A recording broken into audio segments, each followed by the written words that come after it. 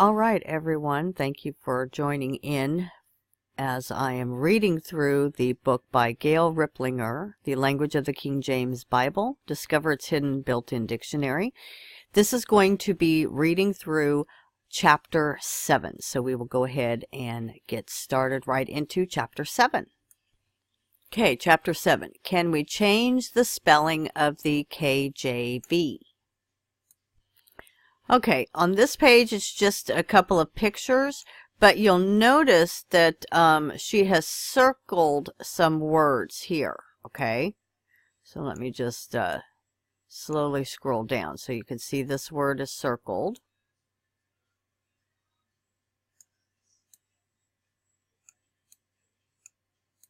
So Italian, Spanish, see there's the word circled. Okay.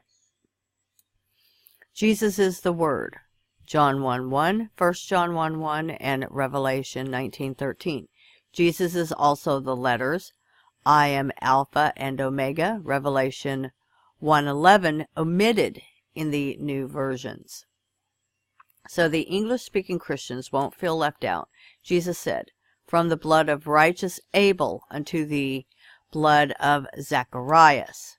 A to Z, Matthew 23:35. The KJV used the British spelling, and because of the spread of the British Empire, it is still the spelling used throughout the world. Music is spelled music everywhere in the world except the United States. Okay, now this might be interesting for those of you caught up in the Mandela effect, who thinks that when you read music with a K, that is because Satan came in and changed the Bible. No. The language's history is preserved in the British spelling. Non-native speakers who wish to gain a reading knowledge of English find this easy to achieve with the KJV. Sealing. Okay. I-E, I-E, I-E, I-E. But the NIV, NASV, NKJV, and the others is EI instead of IE. New versions have been joined by some printers of the KJV, like Zondervan, the American Bible Society, and Global Bible Society, in changing the standardized spelling in the KJV.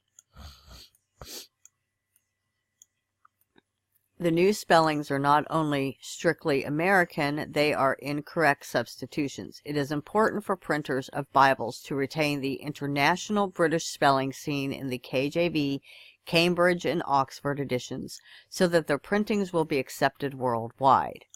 Many Bibles introduce marginal notes which, while pretending to update or define a word, merely introduce an imprecise substitute. Observe how the KJV's built-in dictionary accurately defines bewray and broided, ensue, entreat, prevent, and alway, proving the new versions and marginal updates unnecessary and incorrect. Bewray and betray. Betray and bewray differ in their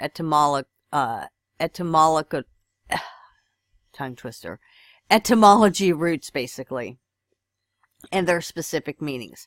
Betray has a sense of turn over. Bewray means disclose, show, or make visible.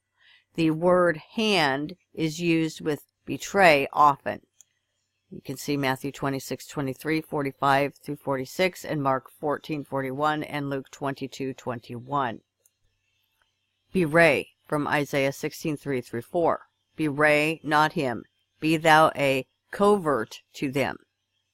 The negative of to cover. Betray, 1 Chronicles 12:17. To betray me to mine enemies, seeing there is no wrong in mine hands. To deliver into the hands of an enemy. Betray comes from, I don't know why it did that, the Latin handover.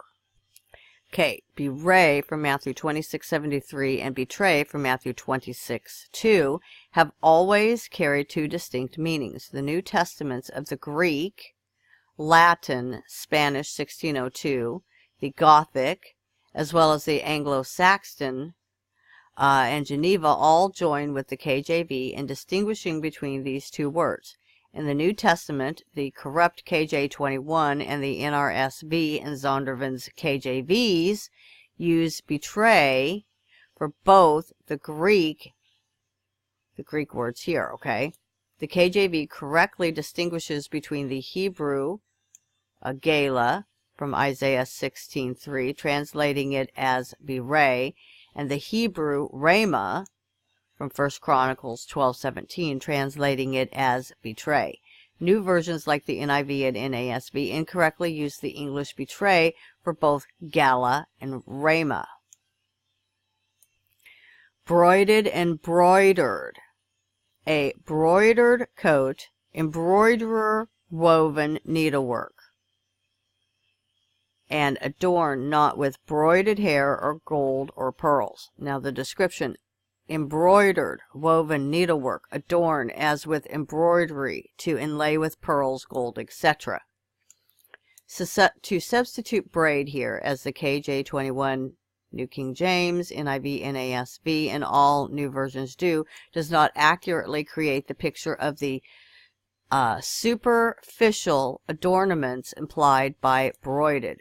Braid comes from the Old English Brigdan and means, according to the DWO, making swift side-to-side movements. The superficially similar embroiderer, broided, had a different origin. A boxer makes swift side-to-side movements, hence the KJV upbraided found in Mark 16:14. With the usage of similar words in Exodus 28:4, broidered, and in 1 Timothy 2:9, broided, a comparative relationship is established. Exodus 28 states that the broidered attire of the priest was for glory and beauty unto me, the Lord. 1 Timothy 2:9 warns that the broidered adorning of a woman would draw glory and beauty to herself and not to God. No new version draws this comparison because in Exodus 28:4 they use such words as skillfully woven, checkered or woven, and braided. Ensue and pursue. Ensue and pursue may occasionally overlap in meaning, but in the Bible they are used in a very different sense. Ensue, 1 Peter 3:11-13. Seek peace and ensue it, be followers. To follow or seek after. Pursue, pursued. Terror, pursue. Captive, pursue. To follow with hostility. 88 of the 89 uses of pursue have the meaning to follow with hostility. From the word pursue has developed words like sue, persecute, suit, and sect. Entreat and treat. Entreat means to treat. Entreat and treat are also not interchangeable. Webster's says that entreat is always applied to persons, as treat is to persons and things. New versions, like these, miss this important distinction and substitute treat for entreat. Okay, and this one would be helpful for any Mandelites out there. Alway and always. Alway, Hebrews 3:10. They do alway err in their heart, and they have not known my ways. The accusative of space and distance equals all the way, the whole way, confused with the genitive form always. Always. All times, and be thou ravished always, conveying the distributive sense at every time. So this is, I would look at this as like a singular, like this one is like every time, This is space and distance all the way. Okay? But people in the Mandela effect community try to say, oh, they didn't know how to spell because they didn't put the S. No, that's a lie, folks. Always does not always every time convey the same sense as always. The KJV distinguishes between these two words, which can appear as different words in the Greek and Hebrew texts. Sometimes both words are even used in the same chapter. Prevent. 1 Thessalonians 4:15. The coming of the Lord shall not prevent. Vent comes from the Latin word venire, which means come. Okay, so these two wrongly substitute the word precede. Seed comes from the Latin seed, which means go, the opposite of come. The Bible's built-in dictionary solves the dilemma. The context says coming. From God's perspective, we are coming. From the unsaved world's point of view, we are going away. God said, I am God in the midst, Hosea 11:9. Jesus, the I in I am. See, abide, anointed, crucified,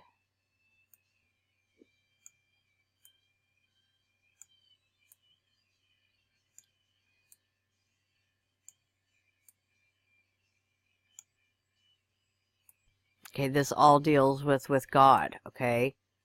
Just continuing on the next page.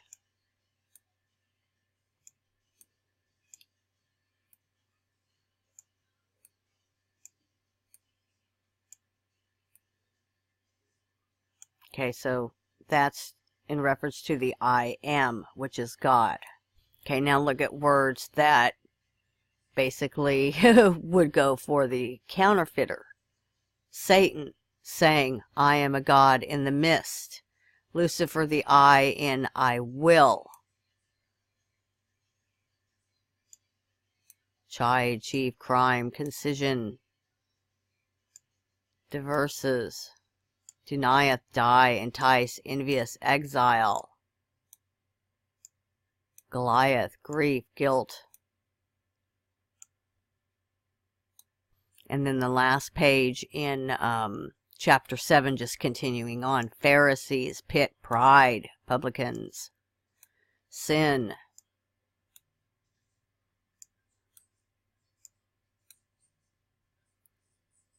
Okay, so that will do it for chapter 7. Tune in the next video when we will be going over chapter 8.